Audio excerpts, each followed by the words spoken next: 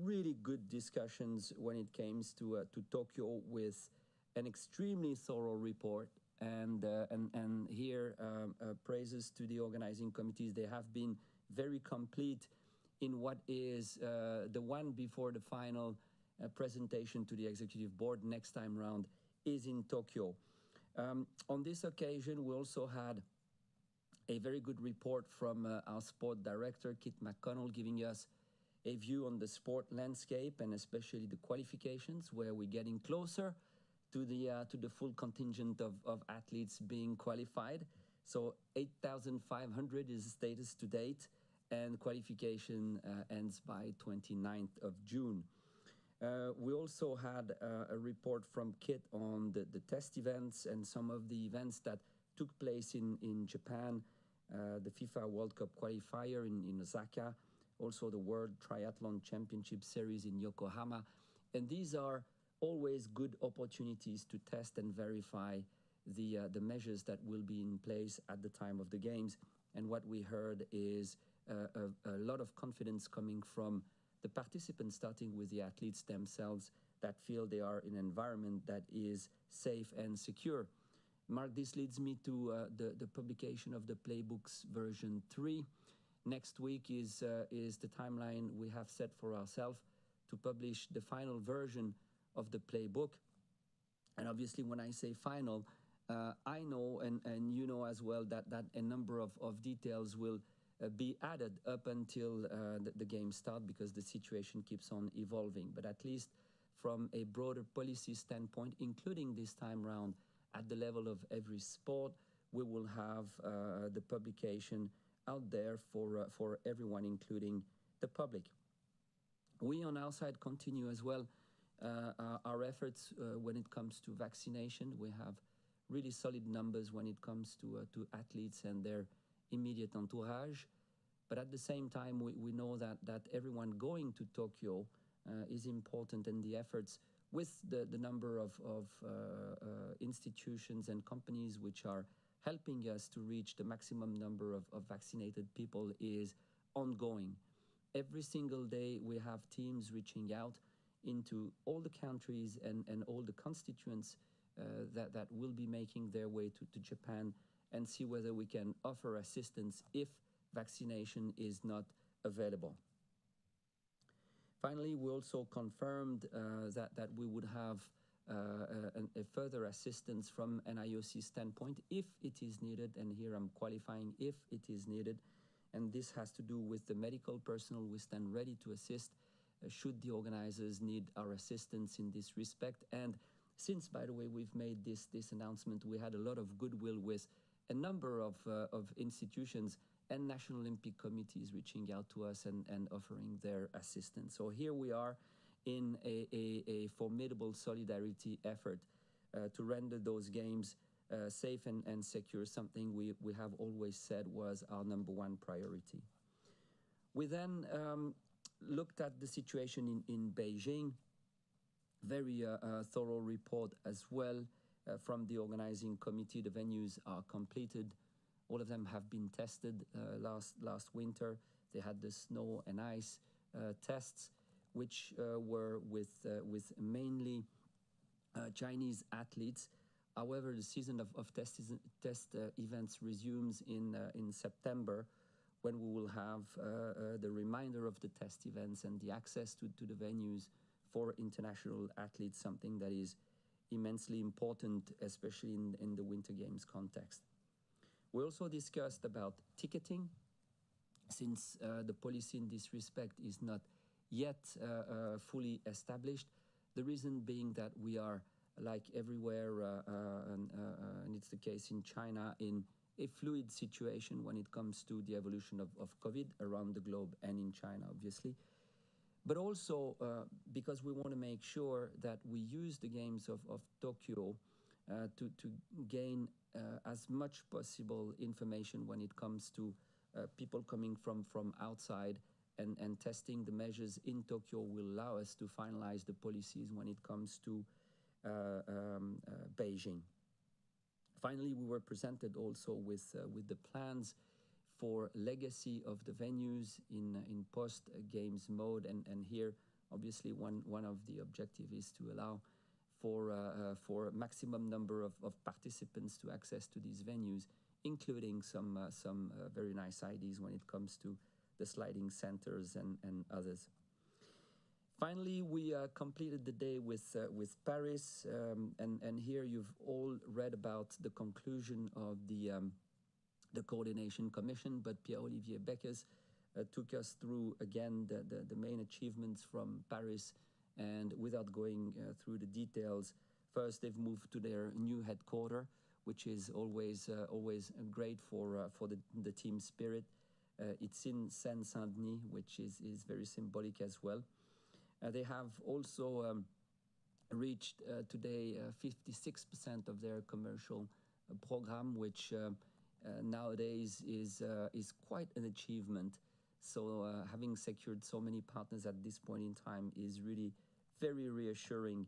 And this is completed by the very good announcement that has been made a few days ago regarding the new hospitality program, which will also generate some substantial revenues for Paris, and most important, offer hospitality opportunities for everyone around the globe. And this is the first time that this does happen. To conclude, Mark, what remains a real strength of Paris is their capacity to engage the territories. We have a number of them wishing to install live sites at the time of the Tokyo Games, which is formidable, but also from individual through the Club 2024, Club Paris 2024, which is more of a personal engagement. But once more, the support and the engagement of everyone in France is really a positive one. So this completes the outline of the day, and obviously happy to take any question, Mark. Thank you very much, Christophe, and you've clearly set the place on fire, because at the moment we don't have anyone who has wants to ask a question. It's not unusual actually, because there is a pretty clunky system. Just to remind you, you have to click on the hand on the top right and then wait for permission to join the call. So, Mark, is it your way to say I was too long or boring? No, I don't think so. Here we go. There we go. If we keep talking long enough, we get someone. Here's Carlos Groman from Reuters. Carlos, over to you to ask your question, please. Thank you. Can you see me? Yeah, good. A question for Christophe. You mentioned 8,500 athletes already qualified. Does that constitute about 80%, or is it above 80%? And also, do you have a figure for the potential number or the current number of vaccinated athletes of these 10,500? Thank you. 8,500 out of 10,900, Carlos, what is the percentage? Slightly above 80%? Yeah. Okay. Then the percentage of vaccinated. So we announced 74% a few days ago. We are over this mark, Carlos. So what we are doing at this point in time is to contact every single NOC, every single athlete, and see whether we can help. So at this point in time, we are over and above the 80% mark. And we continue the effort, until we have contacted every single one, and we are too late for vaccination, because we have a deadline. At some point it is not possible anymore, but this effort continues. So it's constant every single day. And as you know, we have offered a number of hubs for a number of NOCs to benefit from vaccination. So really, we're doing every effort we can to get to whatever we can do. And what I should say as well here is that it's for the athletes as well, but as much as possible, we do encourage as well our NOCs and partners to work with a larger delegation, so that anyone that is going to Tokyo can have access to vaccine. So again, all efforts that we can possibly do with our partners in this respect. Do you have the precise number, Mark?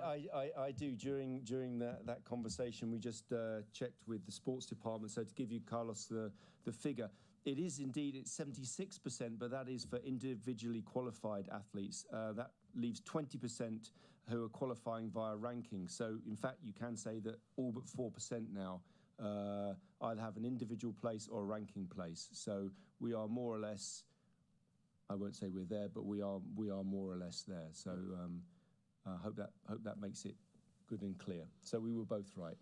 Right, let's go to Nazvi Karim, who I think is from the South China Morning Post. Yeah. Nazvi, are you there?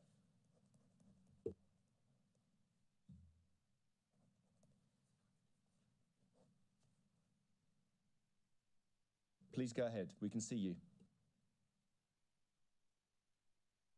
But we can't hear you. Could you, as usual with these calls, you're on mute. If you could unmute yourself, please.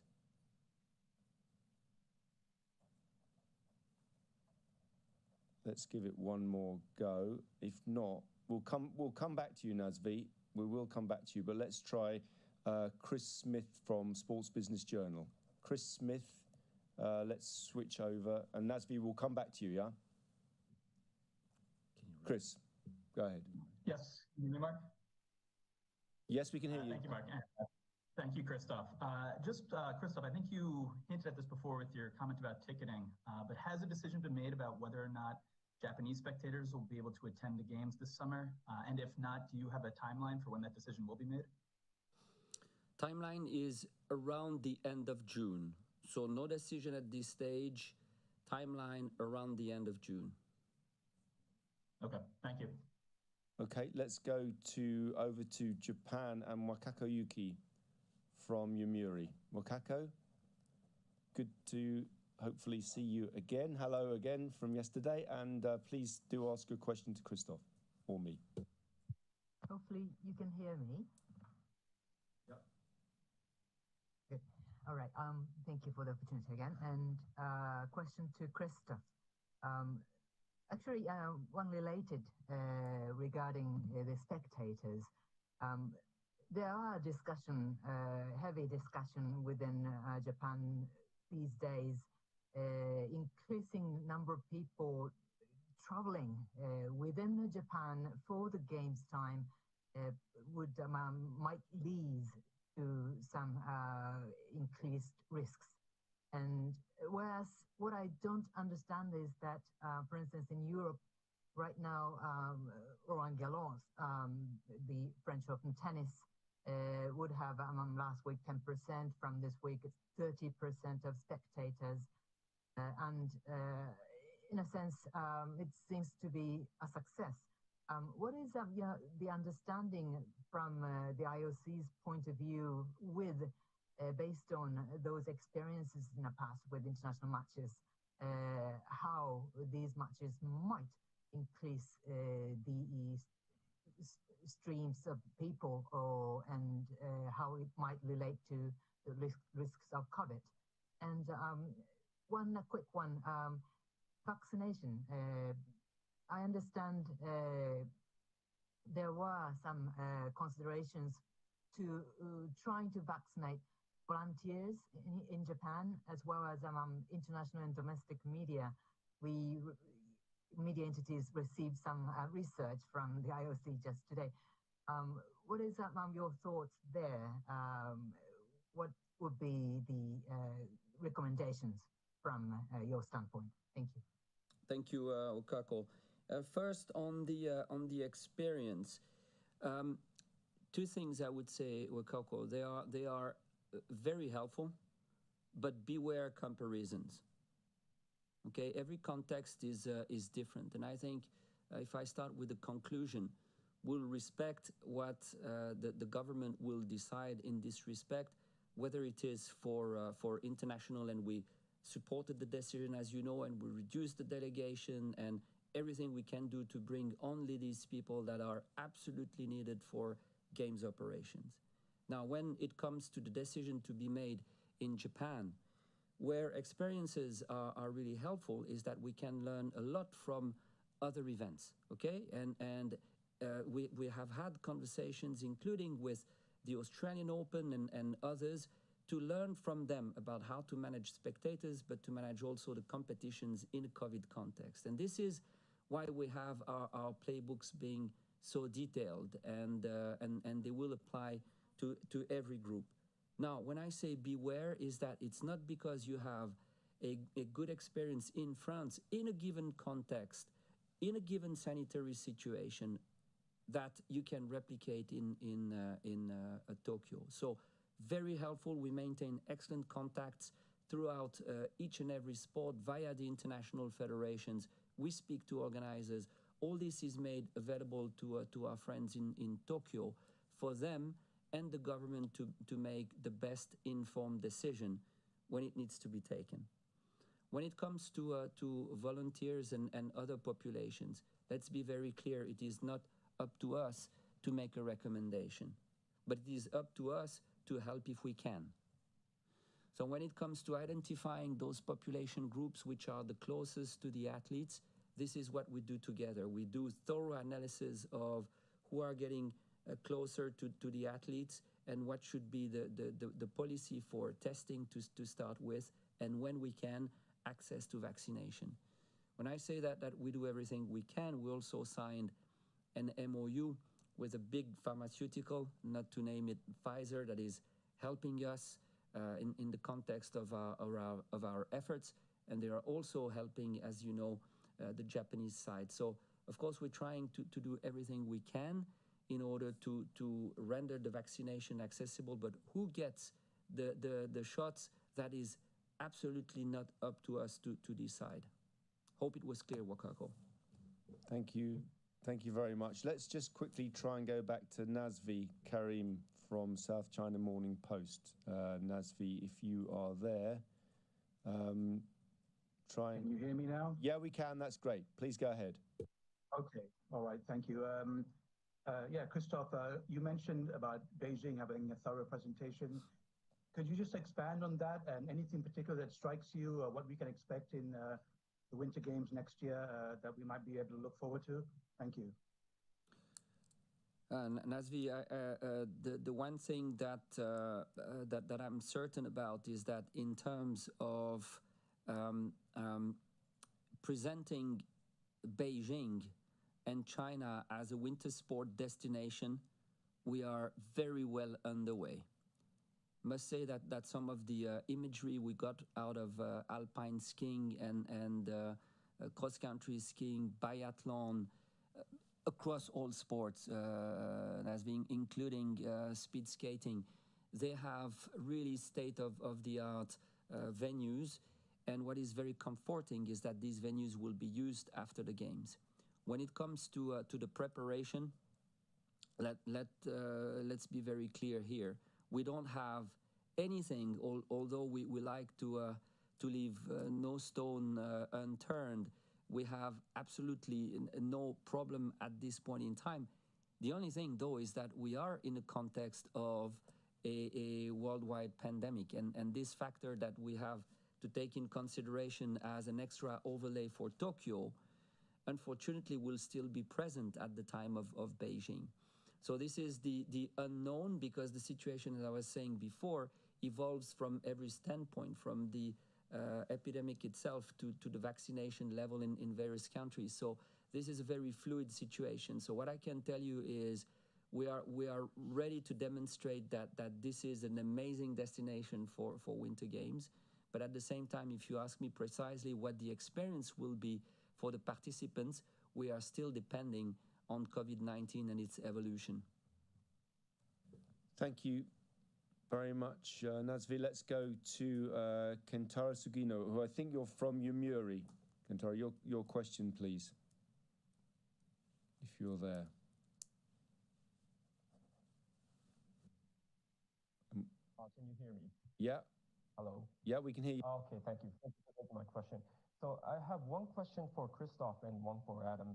So to Christophe, I'd like to ask about the medical personnel you're bringing to Tokyo. Can you elaborate on how many personnel, how many doctors, how many nurses, how the assistance from the other NOCs those things. And for Adam, I'd like to follow up on about the DPRK yesterday. Can you tell us how many slots and which sports did DPRK have at this moment? Thank you. So, Kentaro, what I can tell you to start with is there is an immense desire to help from everyone. And you know, there is around the globe a network of sports doctor, and obviously our medical director, Richard Budget, is in touch with them, and you have tremendous goodwill all in all. So the question is not so much how many at this point in time or whether it's doable, because what I can tell you, it is doable because of that goodwill. And the IOC, we are very clear, we're going to be helping to source whatever the number is needed as established by Tokyo 2020 and the sanitary authorities. So I cannot give you a precise number at this stage. We have the channels open. We know from the channels that there is tremendous goodwill coming back. Now the final numbers of medical doctors, which specialties, and the nurses, which specialties, that is the work that we have to do now with Tokyo 2020 and their partners. As soon as they tell us, this is the number we need for the polyclinic, this is the number we need for the fever clinic, we go and source. So this is where we're at. So it's looking really good, and we need the final numbers from Tokyo 2020. Thank you, Christophe. On your question to me about how many slots, how many sports, Kentaro, I'm glad you have such confidence in me to know those numbers at my fingertips. I will try to get you an answer by the end of this press conference, which we are trying to do.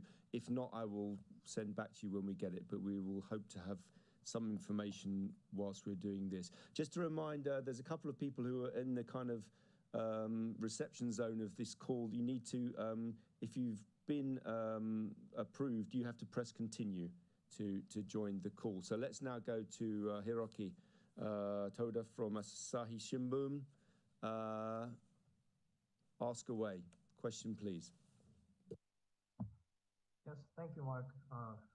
So I have a question to Christophe about the Tokyo Games, obviously. We haven't been hearing and reading some concerns from the medical experts around the world about the details of the playbooks. So I was wondering, how confident are you about the final version that you said it'll be published next week? Do you think it will satisfy all the questions from the experts and the Japanese public? And the second question is, have you had any discussion with the Euro football championships about these measures, COVID? Thank you. So to your first question, what gives me and us confidence is the fact that from the very beginning, we've been working with all possible experts in every field related to this COVID pandemic. Now, when it comes to the comments that were made a few weeks ago, a number of them, and I'm certain yourself, Hiroki, could pick up the point as well, and I do understand from the authors why so, but a number of the remarks made were on the very preliminary version of the playbook. A number of the questions which were asked were actually answered in Playbook version 2. Now, when you have a study like this one for a scientific journal, obviously you have a lead time, and I do understand why a number of the questions were asked at that point in time, but hopefully answered very satisfactorily in Playbook version 2. When it comes to Playbook version 3, it's going to contain a lot more detail about the regime for the testing, which was already pretty precise in Playbook version 3, but more precise because between all population groups you have variations of the approach for the testing. The same for the sport-specific rules that we didn't have in the Playbook version 2, which will be present now in the Playbook version 3. And as I said before, it's not because we have Playbook version 3 that some more improvements will not be made. And if remarks from our experts or any experts are made, let me tell you, we're going to look into and find a way. There is, and let's be clear here, there are no criticisms whatsoever or remarks or recommendation that we do not look into. Our commitment is safe games for all participants. And when we say all participants, it's people in Japan as well. Anything that is raised, we look into and we bring an answer. That's our commitment. Thank you. When it comes to the second question regarding the Euro, our sport department is in constant contact with the international federation. So for that matter, obviously, Euro is UEFA, but we have also the contact through FIFA. So whatever the sport and the event, when we can learn something, we have those channels of communication open. And that's back to the question raised from Wakako before, the experience from others. Yes, we are in constant open channels with everything that is happening in sport. Thank you, Christophe. Sorry to nearly cut you off there. So just to tell you that what I understand, and we will try and get a more accurate figure to you, but the question about DPRK, it's between somewhere over a dozen athletes and 9 to 10 sports are involved for your question. But if we can get some more accuracy, I will do, as I say. Okay, let's now go to Ashish Sharma from Sport Intern. Ashish, your question, please. Hi, hello. Thanks for allowing me to ask a question. Christophe, just to come back again to the issue of attendance of spectators at Tokyo, how much of a concern is there from the IOC's point of view, and how much of this will play an influence in the final playbooks?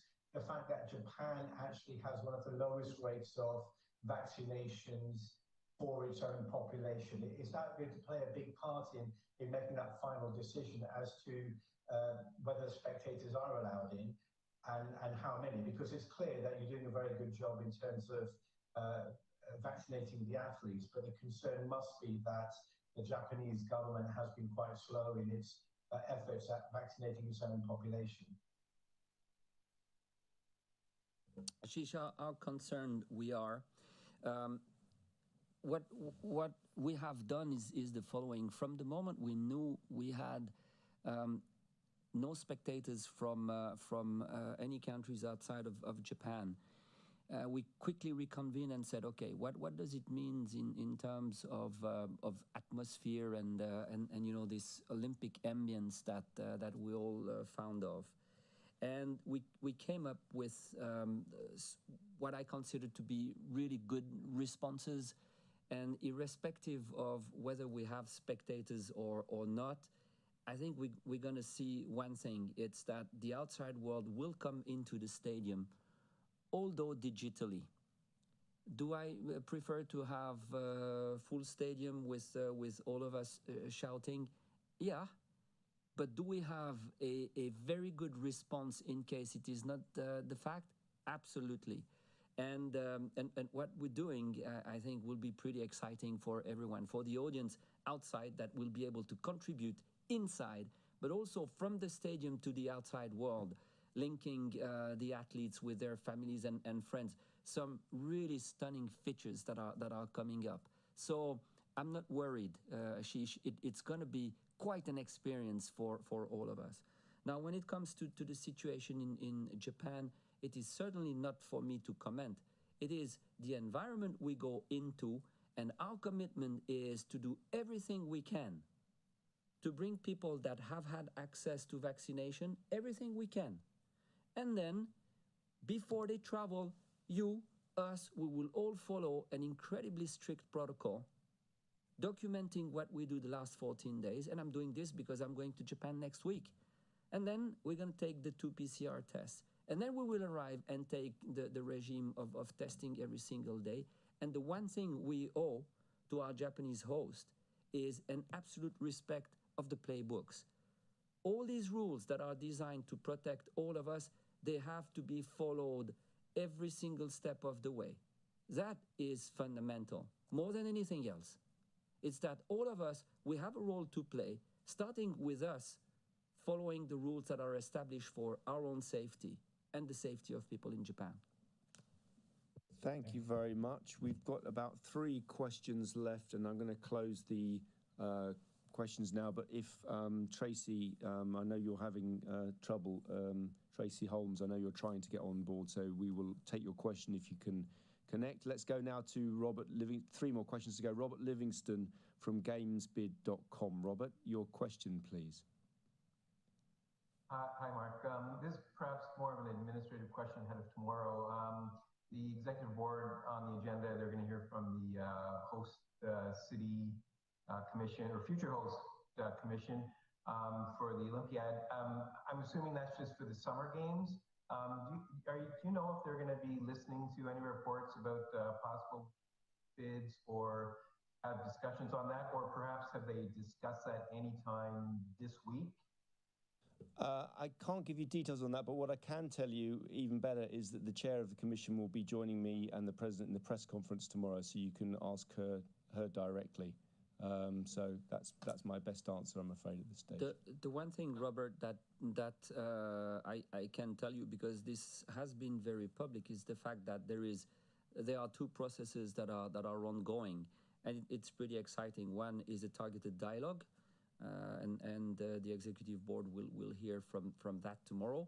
But there is also a continuous dialogue with a number of parties that are interested in a very distant future. And this is exciting and reassuring as well. There is such an interest from around the globe.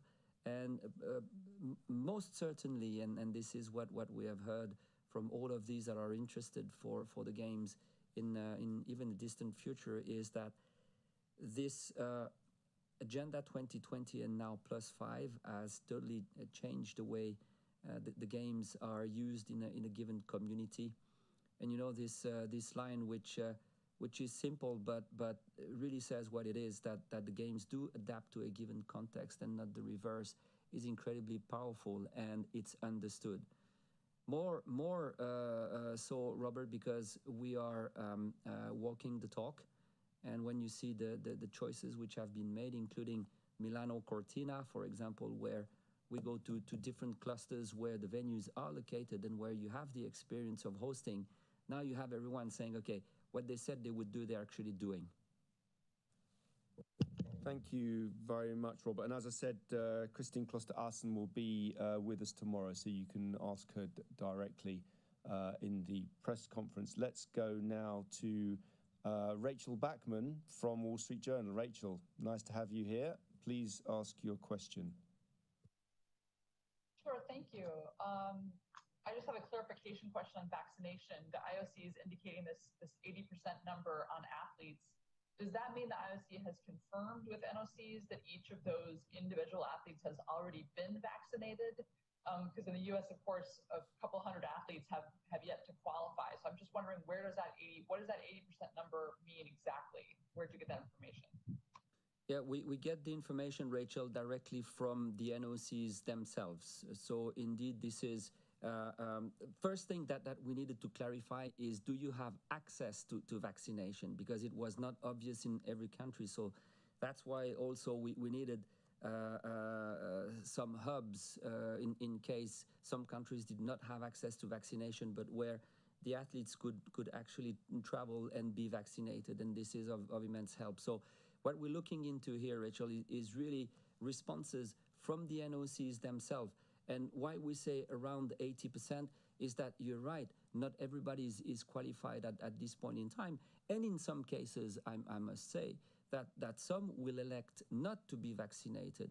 And we always were very clear as well that it was not a precondition to participate in the games. So it's a very strong encouragement, and this is why we've done all these efforts. At the same time, we know that we have variables for adjustments. But yes, every time we are going out there and asking the NOCs, we have responses coming back that do indicate that we are going in the direction of more and more of the delegations being vaccinated. Okay, and then just to clarify, that's about 80% have already been vaccinated, or the NOCs are telling you that they will be? Will be. We are in the process because for the athletes in particular, especially if you have two doses, without going too much into the details, but this is about the last time where the last deadline where you can start with your first shot in order to be fully protected at the time of the games. So it's in the process of being. So 80% is where we're at right now, but process ongoing. Thank you very much, Rachel. Tracy Holmes, I think you're having trouble, so we will try and connect tomorrow, and you can ask your question even to the president then. Not that that's better than Christoph, obviously. So let's finish on with Australia. And last question, Jacqueline Magne. Jacqueline, hello. How are you? Please ask your question. Hi there, Mark and Christoph. I'm just wondering if you could clarify the situation for me about quarantine and arrival in Japan, because there is this rumour in the UK that certain countries may have to have a longer quarantine period or arrive before other countries. Is this something that's on the table? And if so, what's the IOC's position about this? So, Jacqueline, the situation is as follows. First, you have a regime that is in place from now until the 1st of July. Then you have a new regime, which is games time regime from July onwards. So you have currently and that's my very personal case, an adapted quarantine of 14 days, which contains a 3-day hard quarantine where I will be placed in the hotel and followed every single day with testing, etc. Then 11 days where I've got very restricted movements, and that will be only 2 locations. That's the regime that is in place right now. From 1st of July, there is this 14 days period that is preceded by 14 days of supervision, and you will have to do that as well, all of you, part of the media going to Tokyo. Checking your temperature every day, taking your tests before arriving in Japan, and then that regime of 14 days where movements are restricted within the bubbles that are established by the organizing committee, which basically means you have an activity plan and you cannot go outside of this activity plan. Now, the final destinations on this plan, it's easy to say, well, it's the media centers, your hotel, and the venues, but you will have maybe a few other destinations that will be allowed. The list is not final. This is work in the making. When it comes to... Can I just follow up on that?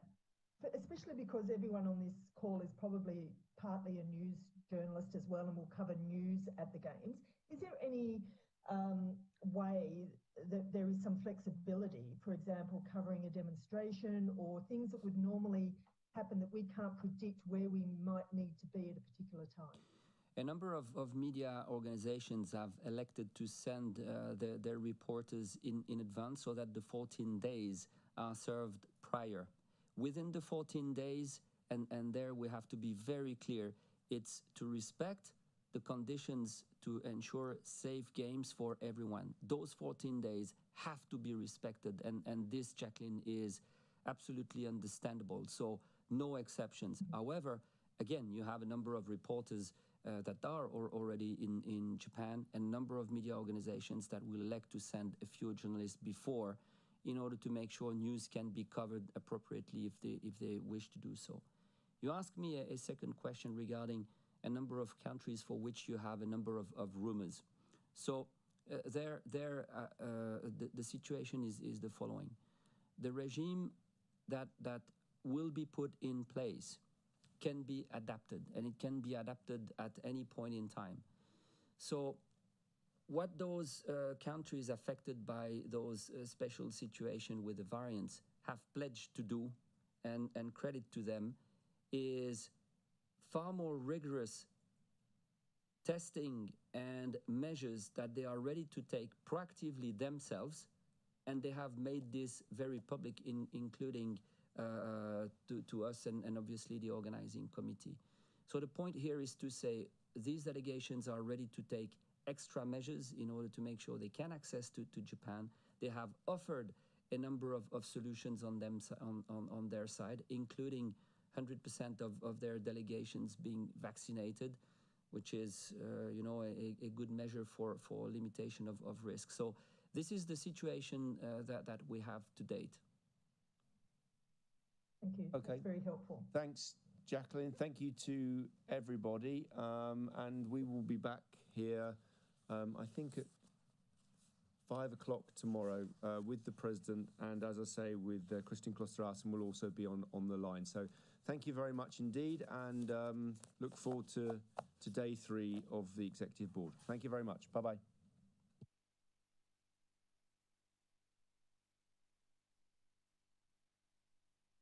Recording has stopped.